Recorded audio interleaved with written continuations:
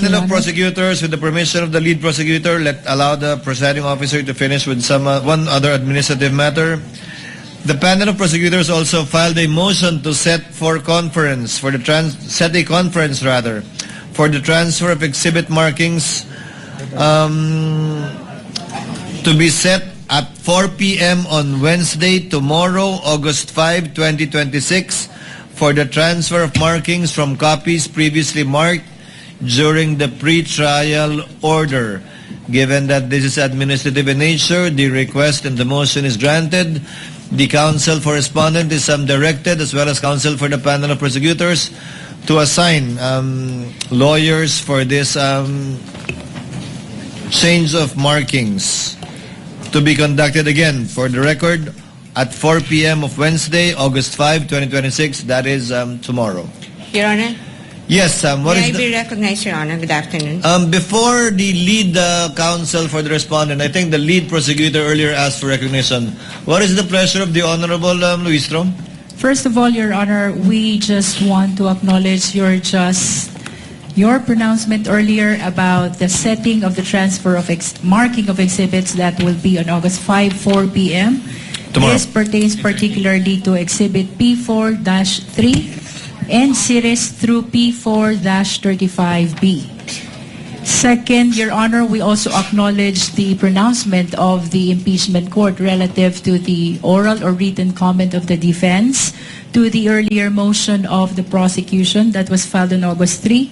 That is to take judicial notice of the hearings conducted both by the House Committee on Good Government and Public Accountability and the Committee on Justice, Your Honor. That's for the record. And third, Your Honor, this is in line also with another pronouncement of the impeachment court in compliance with, relative to our compliance to the 5-day notice rule. We will be submitting the list of witnesses for next week, as well as the request for issuance of subpoena tomorrow, August 5, because the same will depend on the conclusion of the testimony of Ms. Sailin Del Campo, as well as the ruling of the impeachment court with regards to the motion to take judicial notice on the hearing of the two committees of the House of Representatives, Your Honor.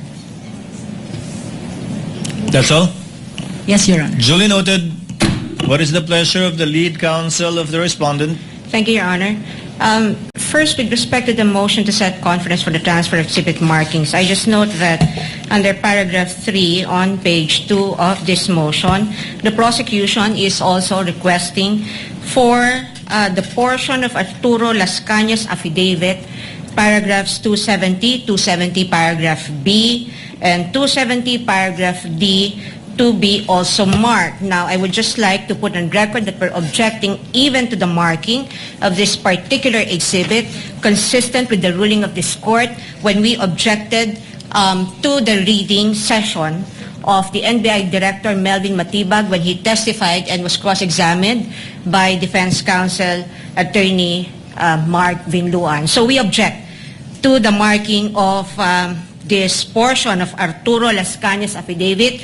As of this point, no witness has yet testified on this affidavit, and it is on record, if we review the record of the court, that that supposed affidavit was unnotarized and was not signed by anybody, let alone identified by any competent witness. And also, Your Honor, the motion is to set conference for the transfer of exhibit markings. Now, this presupposes that there has already been a marking on the original document. Now, if there's no competent witness who has identified the affidavit of Las Cañas, then there is no reason for a supposed transfer of exhibit markings. We object. We object to item number 3 of this motion.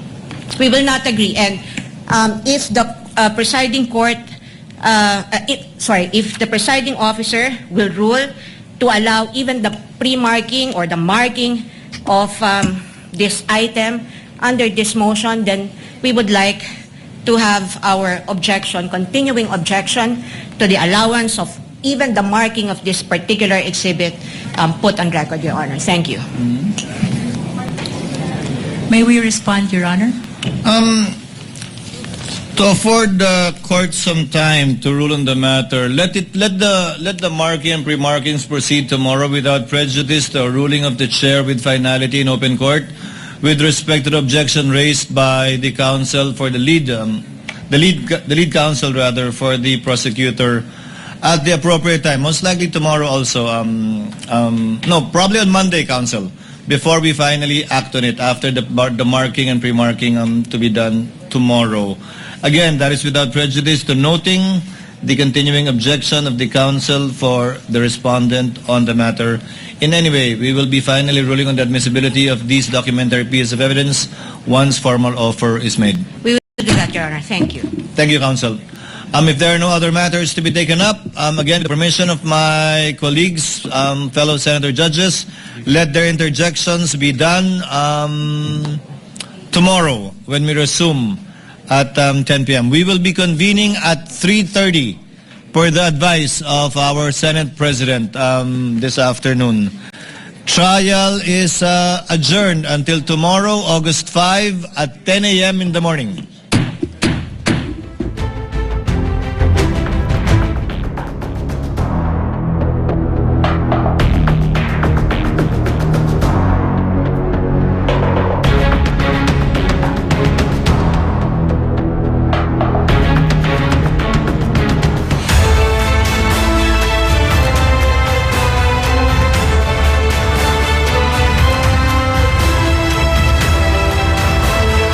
Sandaling ito ay hatid sa inyo ng Goldmine Farm to Market franchise. Kung gusto mong magnegosyo ng bigasan, mag Goldmine Farm to Market franchise ka na. Nag-aalok sila ng dekalidad at abot kayang bigas. Diretso mula sa mga magsasaka hanggang sa merkado. Para sa detalye, bisitahin ang kanilang social media pages o kontakin ang mga numerong naka-flash sa inyong screen.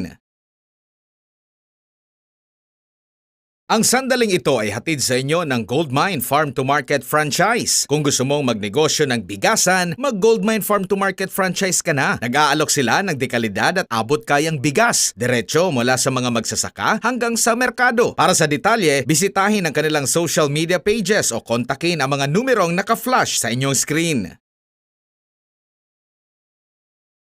At 'di ba, kung wala namang pruweba, so makikita na nila yan na parang ang tawag niyan, kasi na, 'di ba, nasimula na yan siya. So ituloy na lang yan siya. Pero kung may pagkukulang sa mga ebidensya, mga witnesses, so bakit pa itutuloy? Yung parang ganon. O kasi nasimula na, sige go na, pero dapat mapakita nila, ma-prove nila sa taong bayan o tama yan o hindi tama, parang ganon po. Dapat ang tutukan ng gobyerno nung yung para sa bayan. Kagaya po na Para sa yung kinabukasan ng bayan kasi wala, nalulugmok tayo sa sa hirap. Madaming nagugutom, madaming binabahang lugar. There's no sense sa impeachment eh. Alam mo bakit? After na ma-impeach, tapos dito mo pinakort, wala ring mangyayari. Ano ang next step? Tatanggalin lang siya. Pero connected ba dun na tatanggalan lahat sila ng yaman? Or rather masisilia electrica or something na ganun? Pag na-approve mo na, ano sense? Wala na, di ba? Mababalik ba yung ninakaw nila? Ngayon pa nga lang may mga nag-ano na. Tama ba yung binabalik? Sa pondo pa lang na DPWH ng kaya noon, sa Rolls Royce niya pa lang, magkano na yung may naibalik ba ng tama sa presyo? Doon pa lang, may cut na agad sila. Ang unang babaguhin talaga nila dyan, dapat ang Pilipino, lalo na, ganyan magulo na, dapat sa ibang bansa na nila ipatrial yan para ibig sabihin, fair. So wala kang kakapitan, walang ibang labasan sila ng pera, ubusan na lang sila, ganun lang yun. Trabaho nila, yun ang trabaho. Kasi pagka hindi nila tinrabaho yung mga posisyon na ginagampanan nila, wala mangyayari, paulit-ulit lang na mangyayari sa susunod na panahon. Magkapag-unitan natin to kasi kalaban. Pagkainan natin to, laglag natin to kasi kalaban tayo. Wala, hindi sila karapat-dapat sa posisyon nila. Pagka ganun. Ang karapat-dapat yan talaga para sa akin kung talagang gusto mo maglingkod, mas gugustuhin mo magsakripisyo. Yun lang. Kasi pagka ganyan, O ito, impeach natin to. Parang sabihin natin may kasalanan, i-impeach nyo lahat kasi pare-parehas lang yung may tinatago eh. Walang politikong perpekto. Lahat yan may tinatago talaga. Wala, nagsasayang lang sila ng pera eh. Ilang milyon yung gasto nila impeachment na yan, pero wala, nagsasayang lang talaga sila ng pera. Maraming nabahaan nakaraang mga araw. Ang alam ko parang sayang na lang yung ginagawa nila dyan eh. Wala nang ano yan eh. Walang, kumbaga sa ano, walang saysay na yan. Ano na lang yan, kumbaga sa ano. Anong tawag yan? Drama, parang drama na lang yan eh. Parang nagdadrama na lang sila dyan.